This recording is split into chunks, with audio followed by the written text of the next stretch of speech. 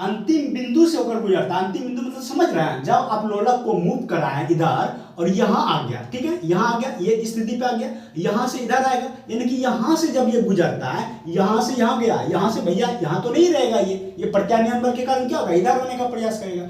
तो यहाँ से जब ये गुजरेगा इधर, यहाँ से जब ये इधर आने का प्रयास करेगा, तो उस टाइम बोल रहा है कि उसका त्वरण अधिकतम होगा।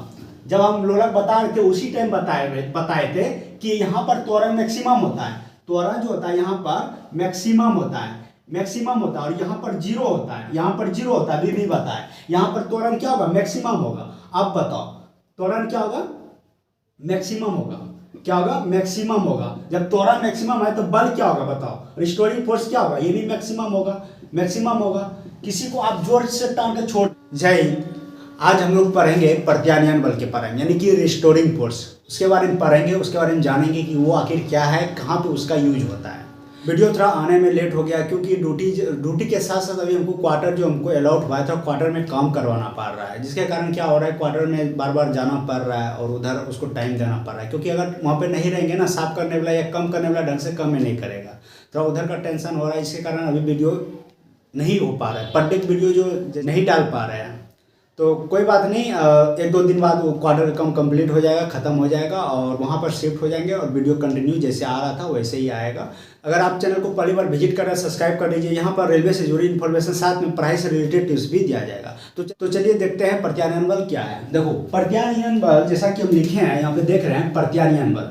प्रत्यानयन बल यानी कि रिस्टोरिंग फोर्स। रिस्टोरिंग फोर्स क्या कहता है, इसका यूज कहाँ होता है, इसके बारे में हम लोग डिटेल से जानेंगे। देखो प्रत्यानयन में जैसा कि हम लोलक पढ़ा रहे थे, लोलक में देखो क्या होता है, जैसे कि कोई ऑब्जेक्ट है, जैसे ये क्या है, लोलक है, ठीक है, ये लोलक है, ये अपनी अवस्था में है, ये अभी अपनी अवस्था में है, अपनी अवस्था में, ठीक है, इसमें कोई गति नहीं हो रही है, कुछ मूवमेंट नहीं हो रहा है इसमें, ठीक है। यहाँ पर कोई भी बल कम नहीं कर रहा है, जैसा कि हम बताए कोई बल कम नहीं कर रहा है, एफ यानी जीरो है, यानी प्रत्यानयन बल यानी कि रिस्टोरिंग फोर्स क्या है, जीरो है। इसके कारण ये क्या है, साम्य स्थिति में, ये अपनी अवस्था में। लेकिन जब इसको आप मूव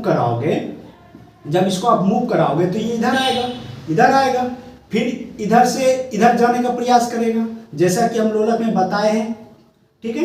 ये क्यों होता है, देखो आप क्या किए, जैसे क्या किए, ये कलम है, ठीक है, ये लोलक है, इसको आप इधर मूव कर दिए, तो ये यहाँ नहीं रहेगा, आपको पता है ये यहाँ नहीं रहेगा, ये क्या करेगा, अपनी ओर आने का प्रयास करेगा, लेकिन ये यहाँ पे भी नहीं रुकेगा, क्योंकि यहाँ जाने से ही इसमें वेग पकड़ जाएगा, गति पकड़ जाएगा, और वहाँ से जोर से आएगा, झटका मारेगा और ये यहाँ तक पहुँच जाएगा। यानी कि ये यहाँ जाएगा, यहाँ से अवस्था में जाने के बाद, ऊपर उठने के बाद ये इसमें स्पीड पकड़ेगा और यहाँ ज़्यादा स्पीड पकड़ जाएगा, इसके कारण ये फेंकाएगा इधर भी।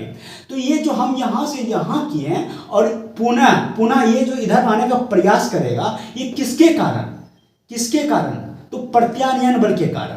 कोई भी ऑब्जेक्ट, कोई भी लोलक, कोई भी ऐसी वस्तु है, कोई भी ऐसा चीज है जिसको आप मूव कराते हो और वो पुनः अपने जगह पे आने का प्रयास करता है, वो जो आने का प्रयास कर रहा है वो किसके कारण, प्रत्यानयन बल के कारण। प्रत्यानयन बल का काम है उस ऑब्जेक्ट को, उस वस्तु को अपने जगह पे पुनः लाने का प्रयास करना, तो प्रत्यानयन बल ऐसा करता है। तो प्रत्यानयन बल के कारण ही लोलक अपनी स्थिति में आने का प्रयास करता है। इसको आप इधर मूव करा दिए तो इधर से इधर तो ये जाएगा, यहाँ आएगा, तो किस बल के कारण, प्रत्यानयन बल के कारण। या फिर दूसरा एग्जाम्पल देखो, ये क्या है, ये एक लोलक है, ठीक है, ये क्या है, ये भी एक लोलक है, जो कि ये स्प्रिंग है और इसमें नीचे ऑब्जेक्ट है लटका हुआ, ठीक है। जब स्प्रिंग जैसे होता है, जब उसको आप टान के छोड़ते हो, देखना ऐसे दोलन करने लगता है, ऐसे करने लगेगा। जैसे आप टानते हैं तो टना हुआ नहीं रहेगा, जैसे हम इसको क्या किए, यहाँ से टान लिए नीचे टान, ये टना जाएगा तो इस तरह हो जाएगा, लंबा हो जाएगा, हाँ, लंबा हो जाएगा। यानी कि ये छोटा घर है ना, ये क्या हो जाएगा, बड़ा हो जाएगा, ऐसे हो जाएगा, ठीक है, ऐसे हो जाएगा टान के इस तरह। लेकिन ये पुनः अपने ओर जाने का प्रयास करेगा, पुनः अपने ओर आने का प्रयास करेगा। तो ये जो प्रयास कर रहा है अपने ओर आने का, इसी को हम बोलते हैं प्रत्यानयन बल, यानी कि रिस्टोरिंग फोर्स, इसी को बोलते हैं प्रत्यानयन बल। यानी कि जब लोलक को हम उसको मूव कराते हैं और वह जब अपनी स्थिति पर आने का प्रयास करता है, उसी को हम प्रत्यानयन बल कहते हैं, समझिए। और इसी बल के कारण त्वरण उत्पन्न होता है। हाँ, त्वरण उत्पन्न होता है। ठीक ना। क्यों, देखो आप इधर मूव किए, ये फिर जाने का प्रयास करेगा, या फिर इसको आप इधर किए फिर इधर आने का प्रयास करेगा, तो ये जो गया और आया इस प्रत्यानयन बल के कारण, तो प्रत्यानयन बल के कारण ही उसमें त्वरण भी उत्पन्न हो जाता है, त्वरण उत्पन्न हो जाता है, और जिसके कारण क्या होता है, वस्तु दोलन करने लगता है। इसको आप खींच के छोड़ दो, ये देखो ऐसे ऐसे करने लगेगा, हाँ त्वरण उत्पन्न हुआ, इसके कारण क्या हुआ, ये दोलन करने लगा। ये इसको आप ऐसे मूव करा के छोड़ दो, ये ऐसे ऐसे घूमने लगेगा। तो लोलक में जो वस्तु, लोलक अपनी स्थिति जो बनाए रखने का प्रयास करता है, अपना स्थिति बनाने का प्रयास करता है प्रत्यानयन बल के कारण, उसमें त्वरण होता है प्रत्यानयन बल के कारण, जिसके कारण दोलन करता है। ठीक है, देखो रिस्टोरिंग फोर्स के कारण क्या होता है, इसमें अपनी अवस्था पर आने का प्रयास करता है, अपनी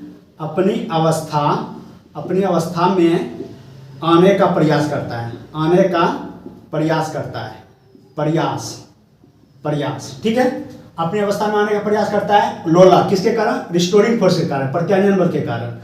त्वरण भी उत्पन्न होता है, इसी कारण क्या होता है, त्वरण उत्पन्न होता है, त्वरण उत्पन्न होता है, इसके कारण क्या होता है, दोलन करता है, क्या करता है, दोलन करता है। समझ गए, 3 पॉइंट समझना है। प्रत्यानयन बल के कारण क्या क्या होता है, लोलक अपनी अवस्था में आने का प्रयास करता है, पॉइंट नंबर 1। पॉइंट नंबर 2, त्वरण उत्पन्न होता है, इसी कारण त्वरण उत्पन्न होता है। पॉइंट नंबर 3, इसके कारण क्या होता है, दोलन करने लगता है प्रत्यानयन बल के कारण।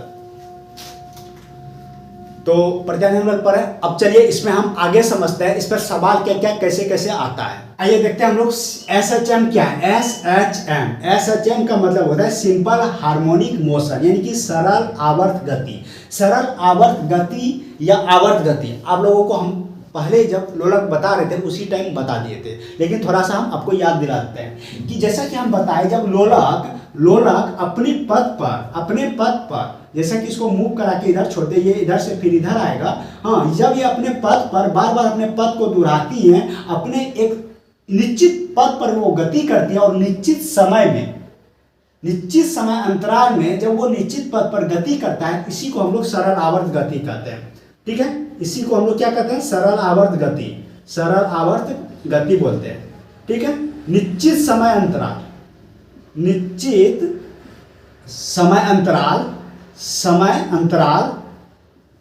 प्लस निश्चित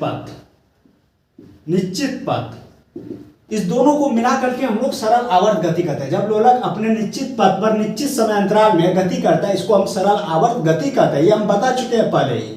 ठीक है, अब देखो इसी में होता है टाइम पीरियड यानी कि आवर्त काल क्या होता है, आवर्त काल यानी कि टाइम पीरियड, जिसको टी से डिनोट किया जाता है। ये जो समय लगा, लोलक समय लगा, देखो ये लोलक है, ठीक है, ये इसका केंद्र है, ये लोलक है, ये यहां से यहां आया, फिर ये यहां से यहां आएगा, फिर इधर जाएगा, फिर वापस यहां करके अपनी स्थिति में रुक जाएगा। ये जहां इसका पहले ये स्थित था, ये रुक गया।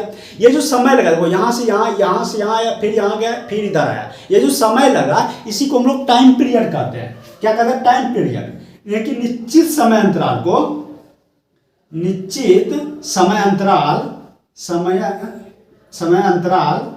इसी को हम लोग निश्चित समय अंतराल को ही टाइम पीरियड कहते हैं। समझ गए, पथ पर, एक ही पथ पर जो निश्चित समय अंतराल में गति करता है उसको सिंपल हार्मोनिक मोशन यानी कि सरल आवर्त गति कहेंगे, और जो ये निश्चित समय अंतराल यानी जो समय लिया उसको हम क्या कहेंगे, आवर्त काल कहेंगे। अब देखो इसी में होता है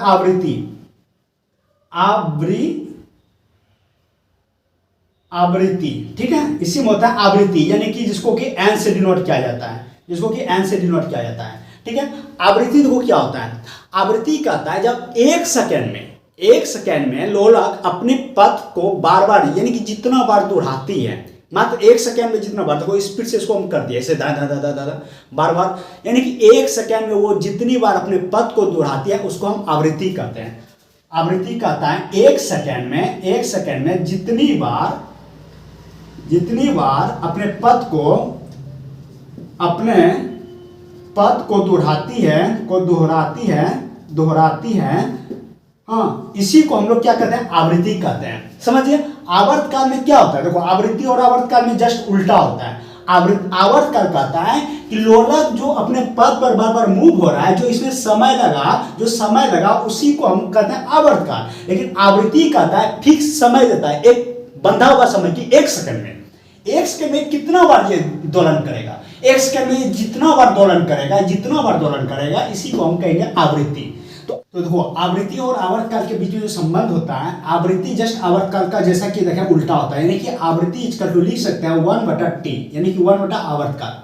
आवृत्ति बराबर लिख सकते हैं, आवृत्ति बराबर लिख सकते हैं कि 1 बटा आवर्तकाल, ठीक है, आवर्तकाल।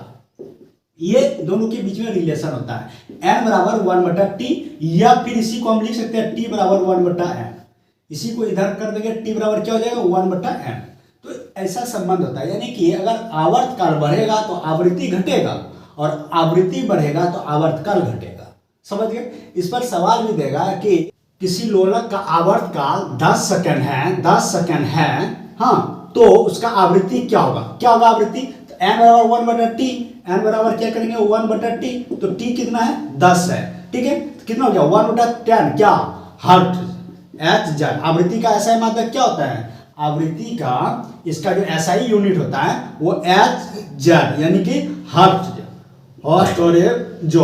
हर्ट्ज, ये याद रखिएगा, ठीक है, ये इसका SI यूनिट होता है, आवृत्ति का SI यूनिट होता है। तो ठीक है, इसमें इतना हर्ट्ज हो गया तो इसको 0.1 Hz बोलेंगे, ठीक है। इस तरीके से हम इंपॉर्टेंट क्वेश्चन होता है ये अभी हम लोग देखें, और ये सब एग्जाम में पूछा जाता है, इसको इग्नोर मत कीजिएगा और कंटिन्यू ढंग से इसको रीड कीजिए, और हो सके तो कॉपी में उतार लीजिए।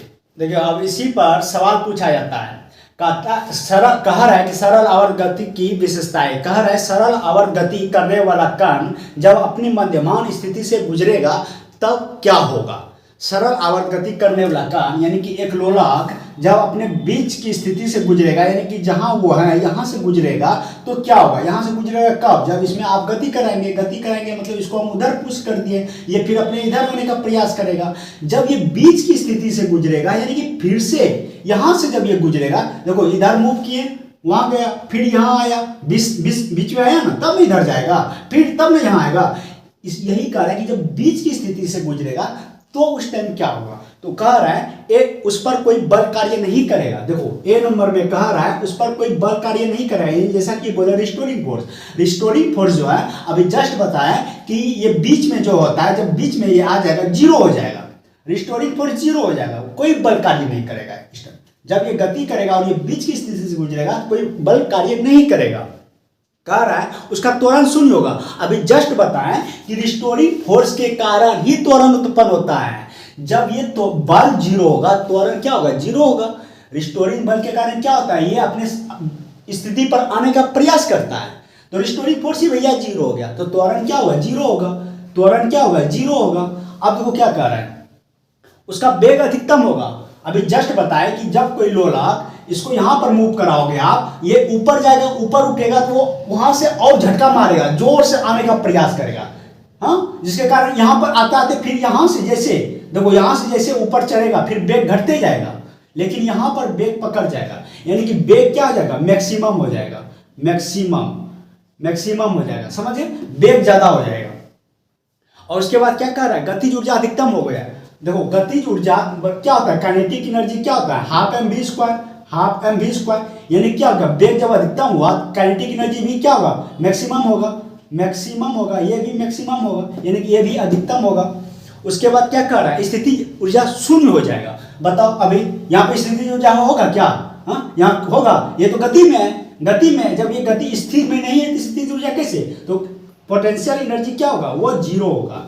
समझ गए, ये चीज क्वेश्चन पूछा जाता है कि जब लोलक को उसके बीच मध्यमान स्थिति से गुजारेंगे तब उस टाइम गतिज ऊर्जा क्या होगा, गतिज ऊर्जा अधिकतम होगा।